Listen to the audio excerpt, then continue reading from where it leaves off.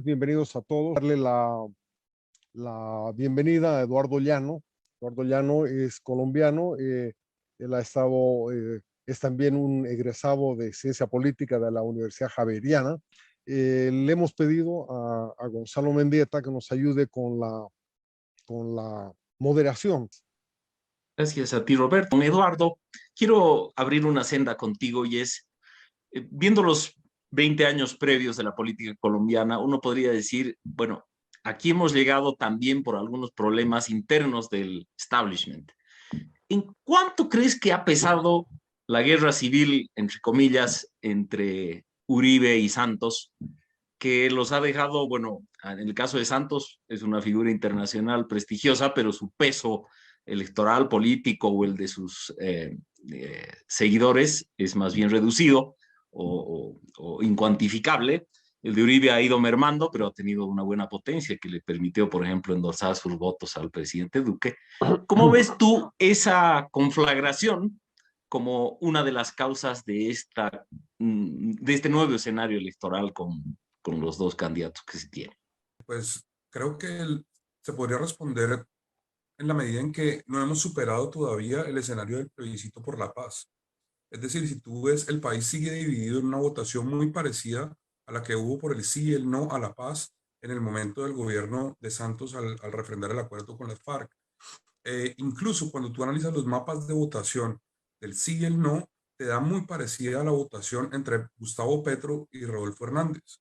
Eh, y una cosa para analizar sobre la votación de Rodolfo Hernández es que aparece muy votado en municipios de alta influencia paramilitar y de alta influencia también de grupos, yo los llamaría de la narco-oligarquía. Entonces, es importante analizar esas votaciones y cruzarlo con el dato regional.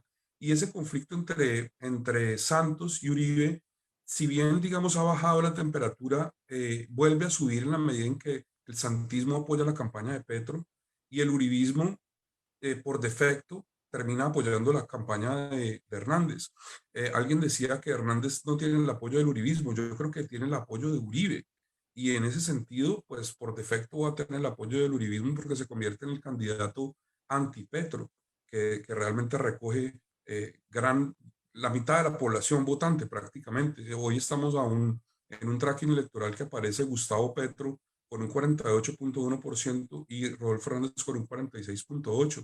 Y, y entonces la estrategia, creería yo, no va tanto por el lado de si la gente está interesada en que Santos apoya una campaña y Uribe apoya otra campaña. Yo creo que el paro nacional del 2021 quebró el país, o sea, lo partió en dos, más allá, digamos, de ser un reflejo de la crisis del COVID, de la crisis también de inseguridad y de empleo.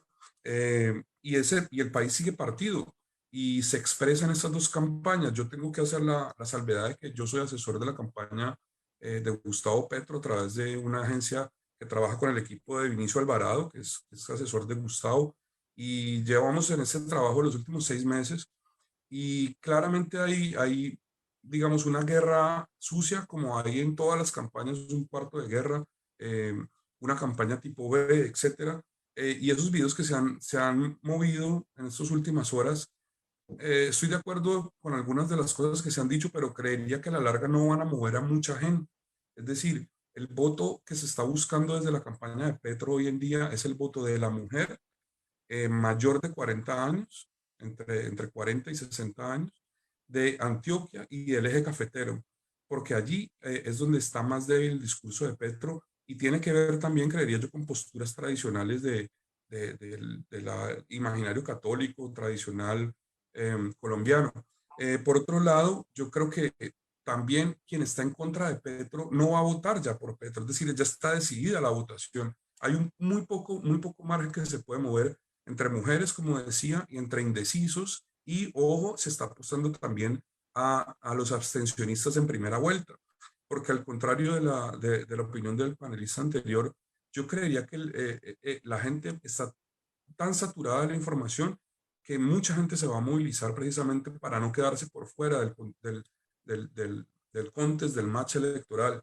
Eh, y en ese sentido yo creería que digamos, el narcotráfico va a jugar una gran influencia en estas elecciones. Como les decía antes, al analizar la votación de Rodolfo Hernández, aparece con votaciones en el Bichada, por ejemplo, o en el Meta, departamentos de alta influencia narcoparamilitar, que no son normales estadísticamente porque no lo conocían antes de las elecciones y aparecen esos votos. Así que hay como un orden, y aquí se habla también de un tema del plan A, B, C, etcétera. Se decía, el plan A del uribismo fue Zuluaga, el plan B fue Fico, el plan C fue o es Hernández, y hay un plan D que puede ser Zapateiro, porque yo también veo que puede haber un escenario de ruptura del orden constitucional en la medida en que alguno de los candidatos no acepte la derrota. Y hay que ver entonces de qué lado se van a poner las Fuerzas Armadas en ese escenario. Otra cosa que creo que es crucial entender es que en Colombia también hay una guerra entre grupos económicos. El caso del grupo Gilinski, por ejemplo, atacando al grupo empresarial antioqueño, de quien su candidato, el grupo empresarial antioqueño, tenía un candidato que lo ha sido toda la vida, que es Sergio Fajardo.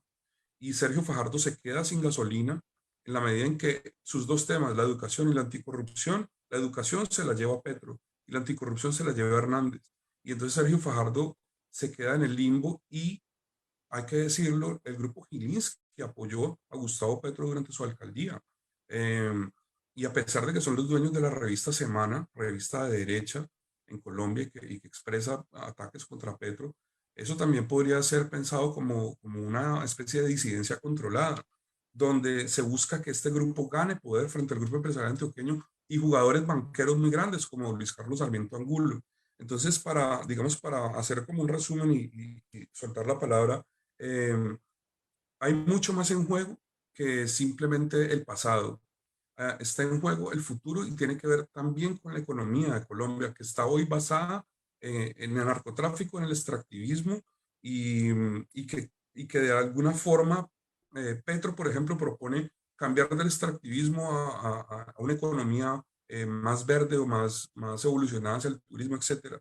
Pero Hernández propone mantener el statu quo y mantener las relaciones con Estados Unidos. Y ahí, frente al tema de Estados Unidos, hay algo que es importante, yo lo dejo como pregunta, es Uribe tiene una relación muy estrecha con Estados Unidos. Uribe tiene la medalla de la libertad, la condecoración más alta que le da el gobierno de Estados Unidos a un civil, la tiene Álvaro Uribe. Y siempre ha rondado la teoría en Colombia de por qué todos alrededor de Uribe caen, pero Uribe nunca cae. Y yo creo que eso tiene que ver con su vinculación a las agencias, digamos, de EA, CIA, etcétera, como gran colaborador. Y en ese sentido, el narcotráfico, que yo llamaría hoy en día una clase nueva que surge en Colombia, que es la narcooligarquía, pues está interesada en apoyar a Hernández y está interesada en que las cosas no se muevan mucho de ese statu quo presente. Y ya para terminar, yo creía que definitivamente digamos, sea cual sea el resultado, Colombia va a quedar partido. Y si vemos fenómenos como el paro armado del Plan del Golfo, el paro nacional, la presencia del cartel de Sinaloa en el Pacífico y el sur de Colombia junto con el cartel Nueva Generación y el cartel, digamos, de la nueva Marquetalia, FARC, ELN, al oriente con Venezuela, estamos hablando de una especie de balcanización de hecho de Colombia, donde actores armados controlan grandes porciones del territorio y donde realmente, digamos, el sistema gubernamental centralista pues falla. Hay que esperar qué va a pasar, cuál va a ser el resultado.